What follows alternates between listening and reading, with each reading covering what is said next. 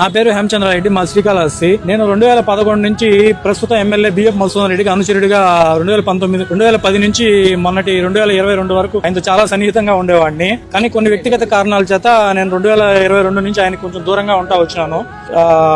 ఇప్పుడు నేను తాజాగా ఎన్నికల్లో వేరే పార్టీలో చేరాలని అనుకుంటా ఉంటే ఆయన నన్ను రకరకాలుగా బెదిరింపులు, వేరే వేరే విధంగా ప్రలోభ పెట్టడాలు అన్ని చేశాడు.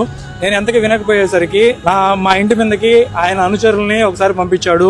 అది అప్పటికి నేను వినకపోయేసరికి నేను వేరే వాళ్ళ దగ్గర నా చెక్స్ అవన్నీ పెట్టుకో ఉంటే ఆ చెక్స్ స్టాంప్ పేపర్లు అతను తీసుకొని నువ్వు గాన వేరే పార్టీలో చేరినావంటే నేను వీటి మీద ఎన్ని రకాలుగా ఇబ్బందులు పెడతానో అన్ని రకాలుగా ఇబ్బందులు పెడతాను బెదిరిస్తా వచ్చాడు. సరే నువ్వు నన్ను బెదిరిస్తున్నావు కదా, నువ్వు గతంలో నా దగ్గర చేయించినటువంటి లిక్కర్ స్కాము, దానికి సంబంధించిన ఆడియోలు మరియు గుడిలో వెండి అండి, గుడిలో శ్రీకాళహస్తి దేవస్థానానికి సంబంధించిన వెండిని ఆయన భార్య, ఆయన అత్తగారు నా చేత బెంగళూరులో అమ్మించి భారతి అనే ఆమెకి అమ్మించారండి. ఆమె నాకు అది అమ్మిన తర్వాత ఆమె నాకు నా అకౌంట్ కి 10 లక్షల రూపాయలు నవంబర్ 15, 2019 నా అకౌంట్ కు డబ్బులు కూడా పంపించారండి. ఇంకా కరోనా టైంలో ప్రతి ఒక్క మద్యం షాప్ ని సీల్ చేస్తుంటే ప్రభుత్వ అధికారులు వీళ్ళు రాత్రికి రాత్రి నా చేతే దానికి సంబంధించిన ఆడియోలు అన్ని కూడా ఇస్తానండి. నేను ఆ రాత్రి నైట్ ఆ షాపులు ఓపెన్ చేయించి మొత్తం షాపులో ఉన్న సరుకునంతా బయట తెప్పించేసి ఖాళీ షాప్, ఎంటీ షాపులు పెట్టి ఇదే మందుని బ్లాక్ లో అమ్మి 1కి 10 రెట్లు 1000 రూపాయలు సంబంధించిన బాటల్ని 10,000 రూపాయలకు అమ్మి సొమ్ము చేసుకున్నారు.